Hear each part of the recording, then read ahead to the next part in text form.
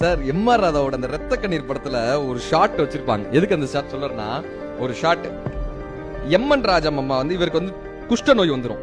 அந்த படத்துல வந்து அவருக்கு குஷ்ட நோய் வந்துடும். வந்ததுக்கு அப்புறம் எம்என் ராஜம் அம்மா வந்து தாசியா இருப்பாங்க. இவர் குஷ்டரோகியா வருவார். அவங்க பக்கத்துல காந்தான்ற கேரக்டர்ல வருவாங்க. இவர் குஷ்டரோகியா திரும்ப அவங்க வீட்டுக்கு வரும்போது இந்த எம்என் ராஜம் என்ன பண்ணணுமா, எத்தி உதைக்கணும். அவரை அப்படி எத்தனோடனே அவர் கீழே போய் விழுகணும். அப்படி உதைக்கணும். உதைச்சோடனே அவர் அப்படி போய் விழுகணும். இதுதான் ஷாட். இப்படி ஒரு காட்சி எடுக்கணும் அவங்க. இப்ப எம்என் ராஜம் எத்த மாட்டுறாங்க, உதைக்க மாட்டுறாங்க. ஏன்னா இவர் நடிகவே, இவர் வந்து பெரிய ஆக்டர், கிட்டத்தட்ட அந்த காலத்துல ஒரு சூப்பர் ஸ்டார்.